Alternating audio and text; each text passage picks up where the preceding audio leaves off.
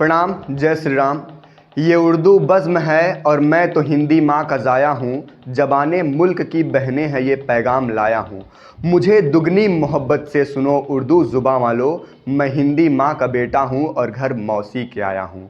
ये पंक्तियाँ हैं आज के परिवेश में हिंदी माँ के सबसे लाडले बेटे और विश्वविख्यात हिंदी कवि डॉक्टर कुमार विश्वास की।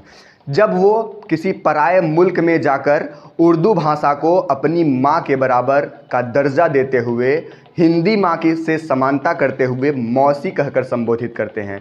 इतना प्रेम, इतना सौहार्द हिंदी भाषी लोगों में अन्य भाषाओं के प्रति होता है।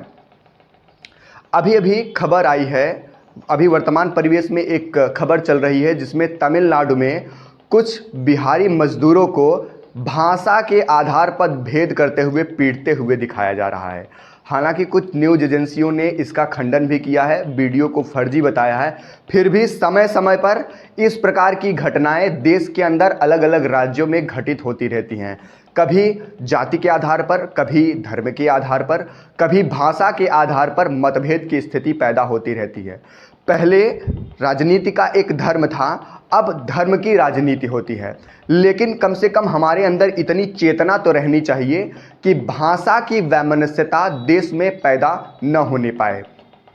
हिंदी भाषियों के मन में जितना प्रेम, जितना स्नेह हिंदी के लिए रहता है, जितना स्नेह, जितना आदर भोजपुरी, मैथिली, अवधी के लिए रहता है, उतना ही स्नेह, उतना ही आदर देश की अन्य भाषाओं के प्रति होता है। चाहे वह तमिल हो, चाहे तेलुगु हो, चाहे मराठी हो, चाहे गुजराती हो, चाहे जो भी भाषाएं रहे। यदि भारतीय भाषाएं हैं तो हिंदी भाषी लोग उतना ही आदर करते हैं जितना वो अपनी भाषाओं से प्रेम और आदर करते हैं। यदि ऐसी कोई भी घटना किसी भी राज्य में घटित हो रही है जिसमें भाषा के आधार पर लोगों के साथ वैमनस्यता किया जा रहा है, मतभेद किया जा रहा है, भेदभाव किया जा रहा है, तो वहाँ के उच्च पदों पर आसीन लोगों की नैतिक जिम्मेदारी होती है कि वो आगे आए, ऐसी कुप्रथाओं के प्रचलन पर रोक लगाते हुए, उनका खंडन करते हुए पूरे देश को आलिंगन करने का प्रयास करें।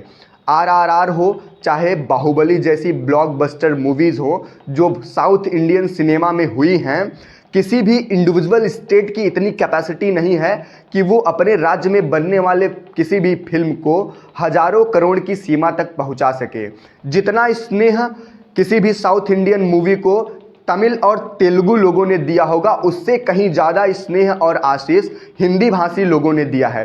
तो आज वहाँ के सिनेमा में उच्च पदों पर आसीन लोगों की नैतिक जिम्मेदारी होती है, चाहे वो अभिनेता हो, चाहे अभिनेत्रियाँ हो, चाहे डायरेक्टर प्रोड्यूसर हो, चाहे वहाँ के राजनेता हों, जिनकी आवाज़ जनता सुनती है, जिनकी आवाज़ जनता के कानों तक पहुँचती है, उनकी नैतिक जिम्मेदारी होती है कि इस प्रकार का परिवेश देश में बनने न पाए।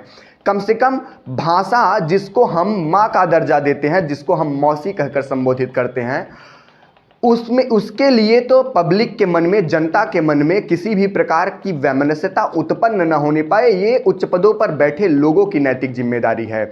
जितने भी अभिनेता हैं वहाँ उनको चाहिए कि अपने सोशल मीडिया प्लेटफॉर्म्स के जरिए या पब्लिक मंच के माध्यम से लोगों से अपील करें।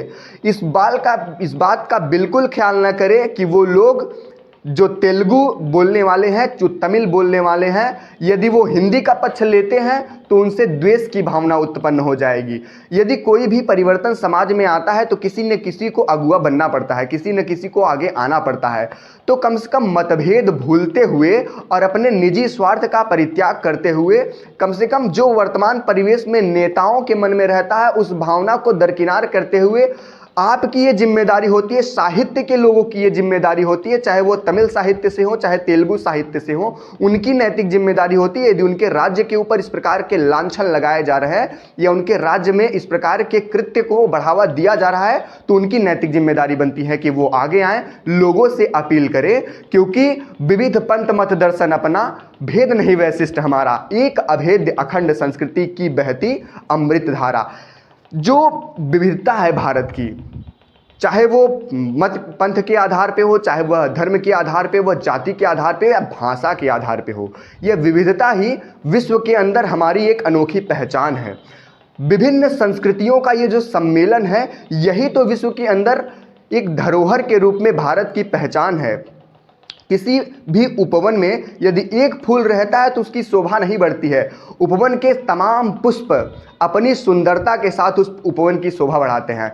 तो भारत रूपी जो उपवन है, यहाँ अलग अलग भाषा, अलग अलग पंथ, अलग अलग जो जाति के लोग हैं, वही इस भारत रूपी उपवन की शोभा है। ये जो विविधता है यह अलगाव नहीं है, यह किसी भी कुरीति या किसी भी कुप्रथा का अंश नहीं है, बल्कि ये विविधता तो भारत के अनुपम सौंदर्य का एक उदाहरण है जो दुनिया में कहीं देखने को नहीं मिलता है।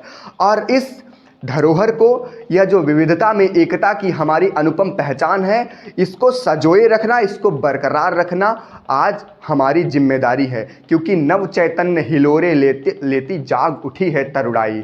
ये जो तरुणाई है वह अब जाग रही है। तो हमारा यह नैतिक कर्तव्य है कि हम ऐसे किसी भी कृत्यों का खंडन करें।